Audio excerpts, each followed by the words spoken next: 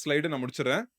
ಕೊನೆಯ ಒಂದು ಕಾರ್ಯವನ್ನು ನೋಡ್ತೇವೆ. அப்ப என்ன பண்றாங்க? ஒரு லெட்டர் எழுதுறாங்க. ஒரு பரிசுத்தாவியானவர் ஒரு டிசிஷன் எடுக்குறாரு. ಅಲ್ಲಿ ಪರಿಶುದ್ಧಾತ್ಮನ ಮೂಲಕವಾಗಿ ಒಂದು ತೀರ್ಮಾನವನ್ನು ತೆಗೆದುಕೊಳ್ತಾರೆ. ஒரு லெட்டர் எழுதுறாங்க அவங்க. ಅವರೆಲ್ಲರೂ ಒಂದು ಪತ್ರವನ್ನು ಬರೀತಾರೆ. எருசலேம் சபை வந்து அந்தியோக்கியா சர்ச்சுக்கு, எருசலேம்ல இருக்கிற சர்ச் வந்து தாய் சபை. அந்த தாய் சபை வந்து பேதுரு இருக்காரு தாய் சபையில.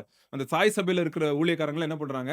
ஒரு லெட்டர் எழுதுறாங்க. அந்தியோக்கியா சபைக்கு ஒரு லெட்டர் எழுதி அனுப்புறாங்க. அங்க தான் ಅಲ್ಲಿ அந்த பிரச்சனை ஸ்டார்ட் ஆச்சு. ಅಲ್ಲಿ ಯೆರೂಸಲೇಮ್ ಇರ್ತಕ್ಕಂಥವರು ತಾಯಿ ಸಭೆಯಾಗಿರ್ತಕ್ಕಂಥ ಒಂದು ಯೆರೂಸಲೇಮಿನಿಂದ ಅಲ್ಲಿ ಪೇತ್ರನವರು ಏನ್ ಮಾಡ್ತಿದ್ದಾರೆ, ಒಂದು ಪತ್ರವನ್ನು ಬರೀತಾ ಇದ್ದಾರೆ ಅಂತಿಯೋಕ್ಯ ಒಂದು ಸಭೆಗೆ. இஷ்ட மனசுல வந்தது அப்படியே எழுதல லெட்டர்ல. ಮನಸ್ಸಿಗೆ ಬಂದಿರ್ತಕ್ಕಂಥದ್ದನ್ನ ಅವರು ಬರೀಲಿಲ್ಲ. 28வது வசனம். 28ನೇ ವಚನ. எவையெனில் ம். விக்கிரகங்களுக்கு படைத்தவைகளுக்கும் இரத்தத்திற்கும் நெருங்குண்டு செத்ததிற்கும் வேசித்தனத்திற்கும் நீங்கள் விலகி இருக்க வேண்டும் என்பதே. இல்லையே 27 அப்பனா தமிழ்ல. அந்தபடியே யூதாவையும் சீலாவையும் அனுப்பியிருக்கிறோம். அவர்களும் இவைகளை வாய்மொழியாக உங்களுக்கு அறிவிப்பார்கள். பரிசுத்தாவியானவர் முடிவு எடுத்ததுன்னு போடலையா? ಅದು 29 29 அப்பது கன்னடದಲ್ಲಿ. ಪವಿತ್ರಾತ್ಮನಿಗೂ 29 ஆ. படிங்க. அவசியமான இவைகளை அல்லாமல் பாரமான வேறொன்றையும் உங்கள் மேல் சுமத்தாமல் இருப்பது பரிசுத்த ஆவிக்கும் எங்களுக்கும் நலமாக கண்டது. ம். இவை பரிசுத்தாவியானவருக்கும் எங்களுக்கும் என்னவா இருக்குது? இது நலமாக கரெக்ட்டா இருக்குது அப்படின்னு சொல்றாங்க அவங்க. ಅಲ್ಲಿ ಅವ್ರು ಹೇಳ್ತಾ ಇದಾರೆ, ಪವಿತ್ರಾತ್ಮನಿಗೂ ನಮಗೂ ವಿಹಿತವಾಗಿ ಅದು ತೋರಿಸಲ್ಪಟ್ಟಿದೆ ಎಂಬುದಾಗಿ. இங்கிலீஷ் பைபிள் என்ன போட்டிருக்குன்னா ஹோலி ஸ்பிரிட்டோட முடிவு, டிசிஷன். யார் டிசிஷன் எடுக்கிறா? நான் லெட்டர் எழுதல. யார் எழுதல லெட்டர?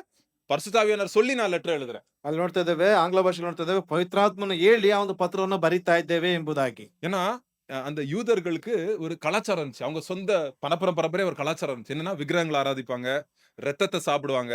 அது சில இந்த இந்த கோயில்களுக்கு போய் கோயில்கள் திருவிழா இருக்கணும். திருவிழா டைம்ல போயிட்டு அசுத்தமான காரியங்களில இன்வால்வ் ஆவாங்க. அதெல்லாம் நீங்க பண்ணாதீங்க அப்படின்னு வந்து ஒரு கண்டிஷன் போடுறாங்க. ಅಲ್ಲಿ அவ்வளவுதான். ಒಂದು ರೀತಿಯಾಗಿರ್ತಕ್ಕಂಥ ಷರತ್ತುಗಳನ್ನ ಹಾಕ್ತಾರೆ. ಆ ಒಂದು ದಿವಸಗಳಲ್ಲಿ ಯಹೂದರಿಗೆ ಒಂದು ಕಲಾಚಾರ ಏನೆಂಬುದಾಗಿ ನೋಡೋದಾದ್ರೆ, ಆ ವಿಗ್ರಹಗಳನ್ನ ಅಲ್ಲಿ ಯಹೂದ್ಯರು ವಿಗ್ರಹ ಅಲ್ಲ, ಇವರು ಪುರಜಾತಿ ಜನರ ಅಲ್ಲಿ ಅನ್ಯ ಜಾತಿಯವರನ್ನ ನೋಡೋದಾದ್ರೆ, ಅವರು ವಿಗ್ರಹಕ್ಕೆ ಅವರು ನೈವೇದ್ಯಗಳನ್ನು ಮಾಡುವಂತದ್ದು ಮತ್ತು ರಕ್ತಗಳನ್ನ ತಿನ್ನುವಂತದ್ದು, ಆ ರೀತಿಯಾಗಿರ್ತಕ್ಕಂಥ ಕಾರ್ಯಗಳನ್ನ ಮಾಡುವಂತ ಕಾರಣದಿಂದಾಗಿ ಆ ಒಂದು ಪತ್ರವನ್ನು ಬರಿತಾ ಇದ್ದಾರೆ. சோ அவங்க சொல்றாங்க நீங்க என்ன வேணா இருங்க. இயேசு கிறிஸ்துக்குள்ள உங்களுக்கு ஃபுல் விடுதலை இருக்கு.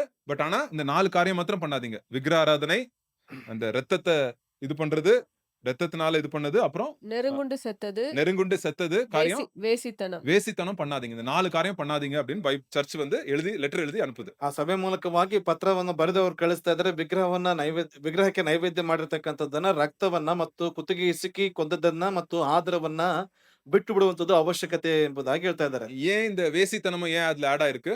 ಯಾಕೆ ಒಂದು ಆದರ ಎಂಬತಕ್ಕಂಥದ್ದು ಅದರಲ್ಲಿ ஏன்னா ಸೇರಲ್ಪಟ್ಟಿದೆ? அந்த டைம்ல என்ன ஆகும்னா, இந்த புறஜாதி ஜனங்க இந்த வருஷத்துக்கு ஒரு வாட்டி 2 வாட்டி பண்டிகை இருக்கும். அந்த கோயில் பண்டிகை இருக்கும். ಆ ಒಂದು ಅನ್ಯ ಜಾತಿಯವರಿಗೆ ಅಲ್ಲಿ ನೋಡ್ತೇವೆ, ವರ್ಷಕ್ಕೆ 2 ಬಾರಿ ಆ ಒಂದು ಹಬ್ಬಗಳು ನಡೆಯಲ್ಪಡ್ತದೆ. அந்த இடத்துல வந்து அந்த கோயில்ல வந்துட்டு தாசிகள் இருப்பாங்க. அவங்க கூட போய் வந்து தப்பான உறவுக்குள்ள அவங்களுக்குள்ள வந்து அந்த ஜென்ட்ஸ் வந்து இன்வால்வ் ஆவாங்க. சோ அத நீங்க செய்யாதீங்க. நீங்க ஏசப்பாக்குள்ள வந்துட்டீங்க. இனிமே அதெல்லாம் நீங்க செய்யக்கூடாது அப்படின்னு அந்த ಆ லெட்டர் சொல்லுது. ದೇವಾಲಯಗಳಲ್ಲಿ ದಾಸಿಯರು ಇರ್ತಾರೆ, ಅವರ ಜೊತೆಯಲ್ಲಿ ಸೇರಿ ಒಂದು ಆಧಾರವನ್ನು ಮಾಡಬೇಡ್ರಿ, ಆ ರೀತಿಯಾದ ಕಾರ್ಯಗಳನ್ನ ಮಾಡುವುದು ಅವಶ್ಯವಲ್ಲ ಎಂಬುದಾಗಿ ಪತ್ರವನ್ನು ಬರಿತಾ ಇದ್ದಾರೆ. ஏன்னா இந்த எபேசு சர்ச்ல அப்படி எல்லாம் இருந்துச்சு. அதெல்லாம் வந்து சொல்லுவாங்க அப்புறம். ಯಾಕೆಂದ್ರೆ ಅದು ಎಫೆಸ ಸಭೆಯಲ್ಲಿ ಆ ರೀತಿಯಾಗಿತ್ತು, ಅದನ್ನೆಲ್ಲ ತದನಂತರದಲ್ಲಿ ಹೇಳ್ತಾರೆ.